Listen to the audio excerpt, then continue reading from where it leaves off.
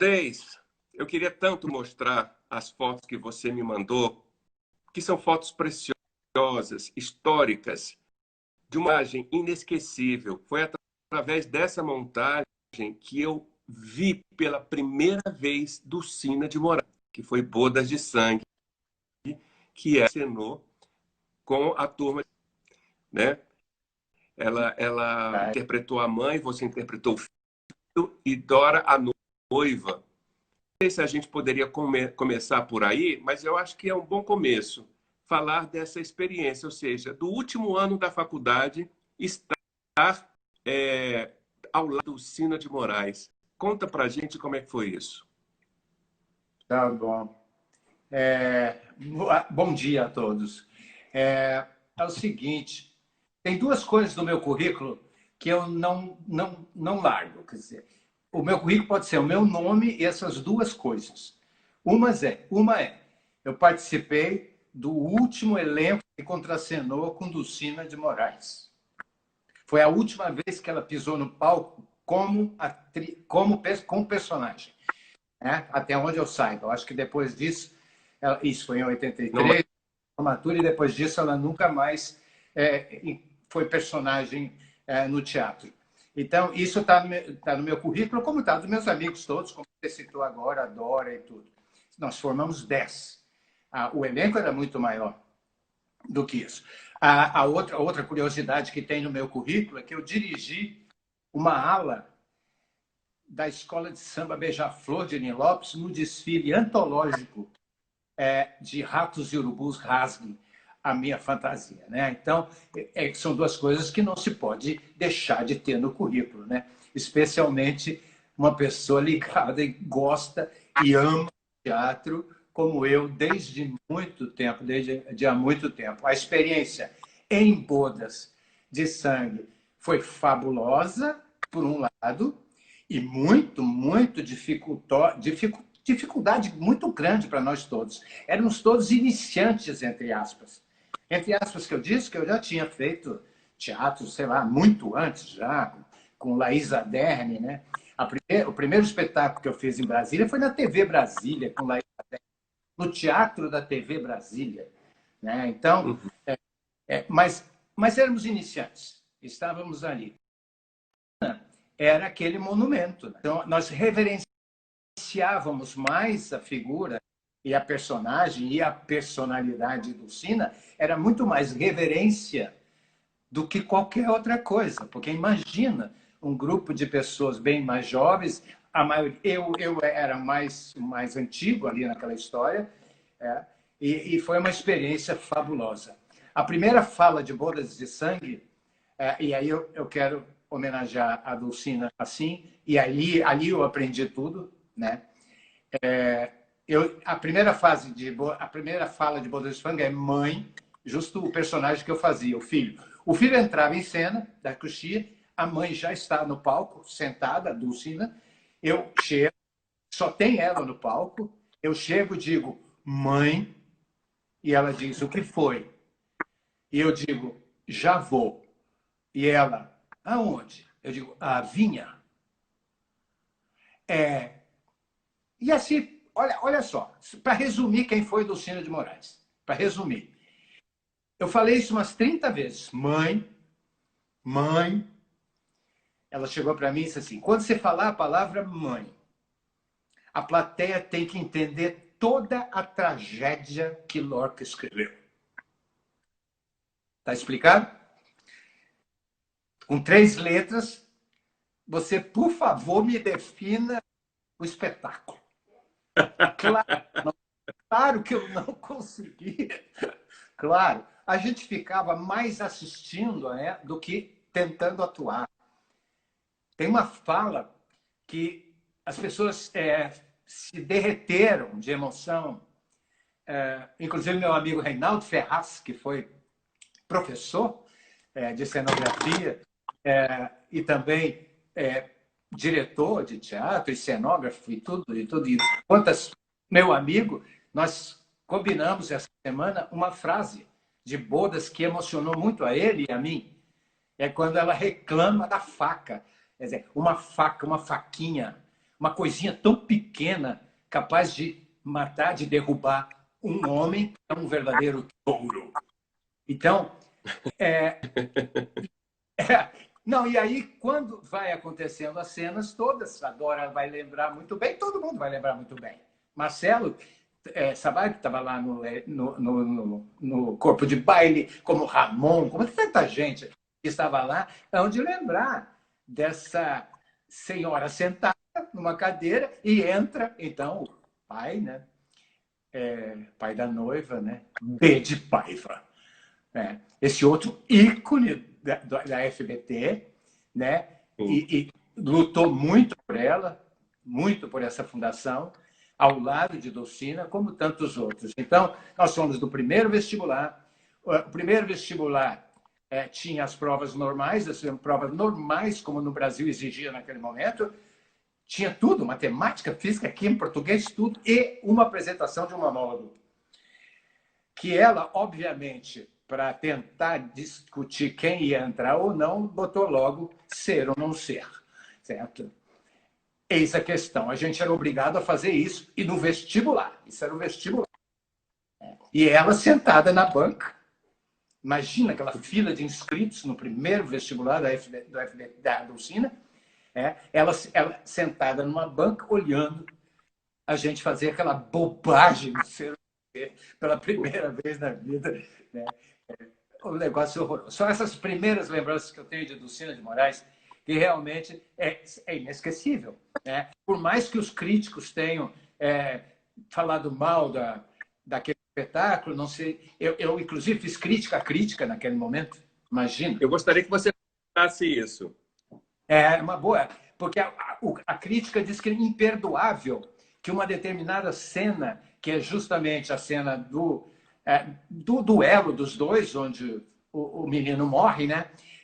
O crítico disse que era imperdoável ela estar na coxia com ruídos.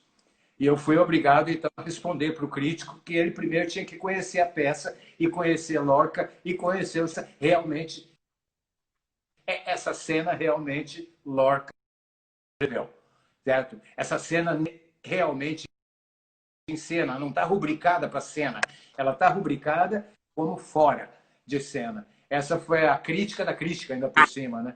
Mas nós estamos falando de 83, meus amigos.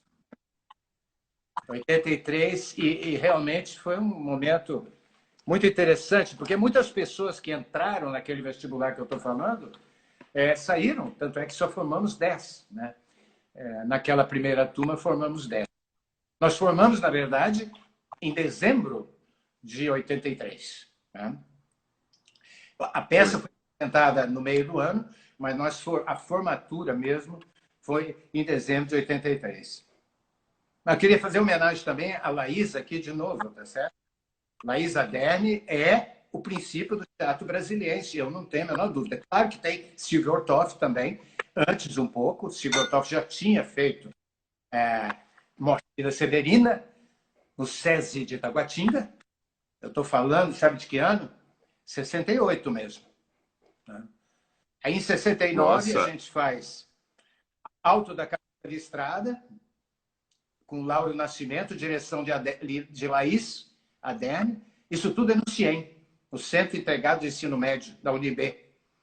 O ensino médio da UNB. Né? Nós éramos todos do CIEM, e Laís era professora, e Lauro Nascimento professor e tal. E ali começou-se o teatro, realmente, o Alto da Camisa Listrada, e desse elenco, de Alto da Camisa Listrada, de 69, então, temos uma pessoa que tem que ser homenageada sempre também, que chama Yara Pietrangeli, né? E Nanduca, que estava também lá. É muita história. Ou seja, essas mulheres todas, né? Essas mulheres todas o teatro de Brasília, né? Sim, sim, sim. É desde sempre, né? Desde sempre. Quer dizer, não é só Nanduca. Pois é, tinha um papel de árvores, né? Então eram todas mulheres, né?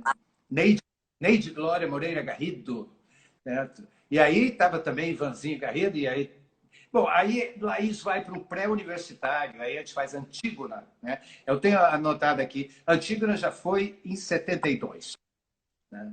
Aí já é muito recente. Em 72 a gente faz Antígona, do pré-universitário. E aí sim, aí 72. eu estou falando isso, por que você vai fazer vestibular para teatro se você é graduado em psicologia? Eu já tinha formado em psicologia. Eu formei em psicologia na UNB em 75. Tá? Em 75, formei na UNB. E eu só fui fazer o vestibular, então, em 80, né? Em 79 para 80, no Dulcina. Por quê? Porque eu fazia um teatrinho ali, tal, alto ali, antigo naquele acolá, mas o meu sonho mesmo era bacharelar. Depois de psicologia, bacharelar, que eu não larguei até hoje, como eu te falei. Né? Algumas pessoas perguntam por que você largou o teatro, por que você deixou de dirigir, por que você deixou de atuar? Eu digo, nunca deixei. Pelo contrário, né? A partir dali eu fiz muito, muito, muito mais teatro a minha vida inteira. São 2.400 sessões, você sabe, do meu monólogo por essas andando pelo Brasil inteiro. Fala disso, por favor, Valdez. Que monólogos são esses que você tanto faz? E o Então, que você utilizou do teatro que você aprendeu na faculdade para esse novo ofício? várias coisas. Alguns que chamam de truque. Né? Primeiro vamos falar do novo ofício. Né? Não é um novo ofício, como eu estou dizendo, é um personagem, eu tenho um personagem, e passou a ser único a partir de 1992. Antes, eu era analista de sistemas, formado em psicologia, fazia teatro eventualmente, até formar no Dulce. Quando eu formei, eu saí de Brasília e vim trabalhar aqui na TV Educativa do Rio de Janeiro, como superintendente de informática. Né? Porque eu era analista de sistemas há muito tempo já. E ali fiz muitas coisas, inclusive uma série de televisão de 10 capítulos, chamado A Família Byte. Tá? Isso, nós estamos falando de muito atrás, tá? Que era uma família que recebia um computador, tá? Com Jonas Bloch, com aquela tchula, né? Na TV, direção de Marício Sherman, né? Na TV Educativa do Rio de Janeiro. Eu escrevi o roteiro junto com uma amiga minha, Cristina Darcy. Mas eu era também superintendente de informática. Então, eu tentei juntar ali. Também não foi a única série que eu escrevi até hoje. E foi muito boa, ganhou prêmio de TV Educativa. E a gente tinha um centro de informática educativa e tal.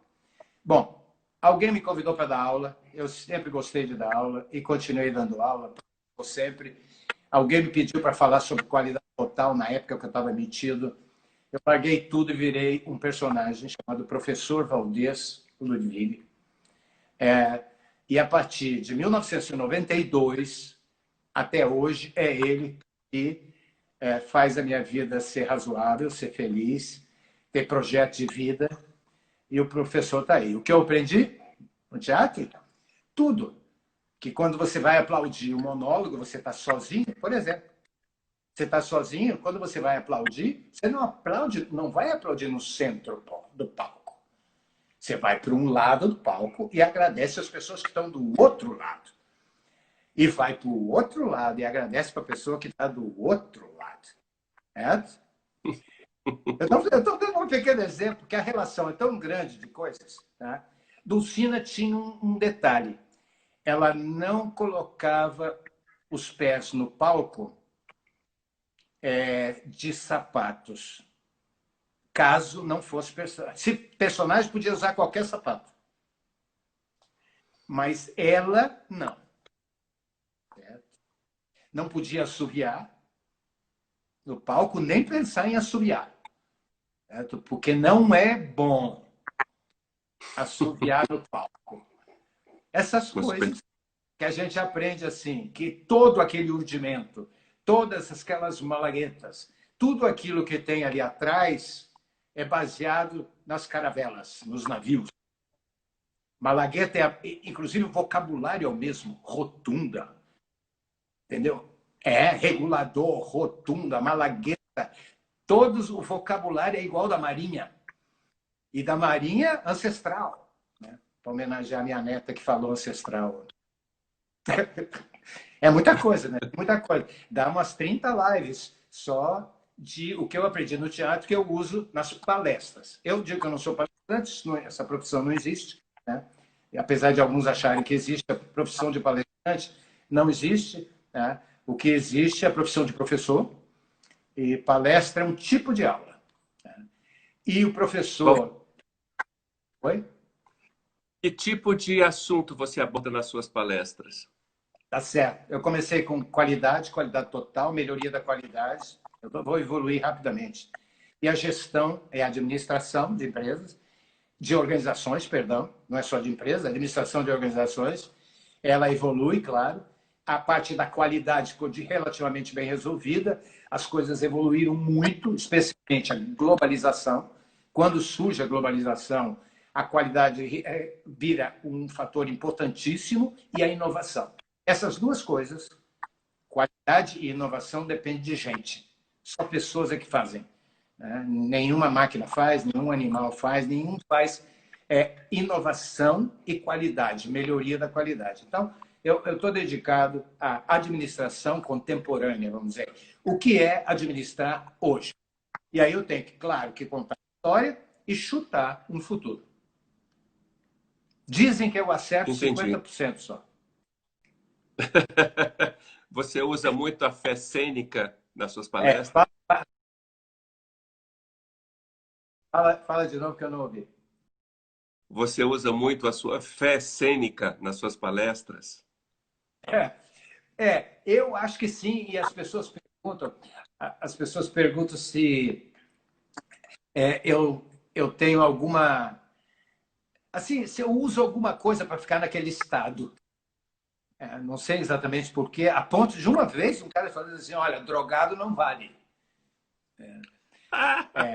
E, mas nós sabemos, todos nós, né, atores e não atores, sabem que drogado você não faz nada, né? Você não consegue fazer nada. Tão bem, drogado você faz qualquer coisa, claro, pior, né? E não faz bem. Então, se você pergunta em fé cênica, é isso. Quer dizer, eu não preciso muito tempo para me concentrar, mas eu tenho o hábito do camarim. O camarim pode ser um banheiro sujo, uma vassoura lá dentro, pode ser, mas eu tenho que ter pelo menos 30 segundos de concentração absoluta. Eu vou entrar, eu tenho uma frase que eu ponho na cabeça para entrar, alguém quiser usar, pode usar, que é: eu conheço o que eu vou fazer aqui, eu conheço melhor do que quem vai assistir.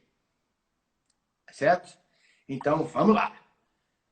Quer dizer, isso me dá uma confiança, eu entro. Agora, eu uso ritmo, outras questões e outras coisas que a gente aprende na escola, eu uso muito, muito, muito. A história do ritmo, por exemplo, do clímax, né? Tem gente que faz uma palestra Sim. e começa lá em cima e acaba lá embaixo, né? Quer dizer, a gente sabe que não pode ser assim. A gente sabe, por exemplo, que o teatro, você tem alguns minutos para segurar a plateia. A plateia vai embora em aproximadamente... Hoje em dia, dizem que é 20 minutos, mas não é. A plateia vai embora em menos de 20, que é diferente do cinema, que a pessoa vai em 10 minutos, e que é diferente da TV, e que é diferente da live, que o pessoal já saiu com 1 minuto de parada, já foi embora, né? Então, o tempo está mudando. O tempo. Então, numa palestra, você tem que ter consciência de que você não tem mais do que 10 minutos para segurar aquela plateia. Entendeu? Então, você tem ou que falar algumas barbaridades que você só vai elucidar no fim, ou seja, o velho e bom conflito, quando acaba um, cria outro e vai embora e toca a sua dramaturgia, entre aspas, de uma boa aula. Meu filho, Luiz Ludwig, que entrou aí também, é professor da PUC aqui do Rio de Janeiro, sabe bem. Tem que ter o ritmo, tem que saber dosar, Tem que tomar cuidado com algumas coisas, cada vez mais, né? Já fui, imagina quantos anos, tenho 20 e tantos anos palestrando, então, imagina a quantidade de dificuldade que eu tive de gente, de hate, de todo tipo de hate. Aldez, de teatro para a sua hoje, ou seja, qual é a importância de teatro? A importância de uma pessoa entrar numa faculdade de teatro, tá? Lembrei. É o seguinte, eu oriento qualquer pessoa a fazer teatro. Se você quer disciplinar, por exemplo, você tem um filho indisciplinado, você fica irritado com ele a vida inteira, irritado com ele, que ele é indisciplinado e não consegue disciplinar. Não, você não vai conseguir. Tem uma maneira de colocar uma criança disciplinadíssima, é colocar num curso de teatro. Porque, na minha opinião, o teatro é o ambiente mais disciplinado que há em qualquer outra situação. Não há indústria, não há NASA, não há companhia aérea que tenha um modelo de disciplina igual ao do teatro tem. Porque o teatro, ele é muito informal, mas ele é muito normal. Ou seja, o teatro é muito normalizado, tem muita norma no teatro. Tem mais norma do que qualquer lugar. Por que tem tanta norma? É porque você não pode errar, você não pode atrasar, você tem que dar a fala naquela hora, porque senão você ferra o teu colega, você tem que andar naquele momento, porque a luz vai acender, é lá. Isso, e ainda por cima, é quase praticamente insubstituível. As pessoas são insubstituíveis, coisa que não acontece em nenhuma indústria, em nenhuma empresa. Então, é muito, muito, muito importante o teatro para disciplinar a mente, especialmente. Então, eu sugiro. E realmente, pessoas que me perguntam, te ajudou você fazer a faculdade de teatro? Eu digo, totalmente. E ainda mais nesse momento, onde você tem que ser multi-generalista. Generalista não, multi-especialista. Você tem que andar em várias frentes. Então, uma das frentes é, claro, formação no teatro. Tá? Porque além da formação física, oratória, essas coisas que todo mundo quer, eu quero falar bem, eu quero falar em público, eu quero perder o medo de falar em público. O teatro é bom, claro, mas o teatro é bom porque você vai obrigado a ler coisa que você não leria caso não fizesse a faculdade de teatro. Certo? E isso vai te dar um estofo intelectual muito grande. Além do convívio, que né, em qualquer faculdade é o fundamental. O convívio com pessoas que estão com interesse parecido. É a nação que se forma numa sala ou numa faculdade de teatro, se forma uma nação, certo? Que são interesses comuns. E depois, quando você forma, os interesses podem continuar comuns ou não. Quer dizer, algumas pessoas continuam juntas, outros se separam, outros viram indivíduo só, monólogo, outro faz grupo. Quer dizer, eu sugiro que você tem dúvida, por favor, vá para o vestibular. A inscrição tem duas inscrições aí ainda, 2 dias de inscrições, né? Vá para o Dulcina.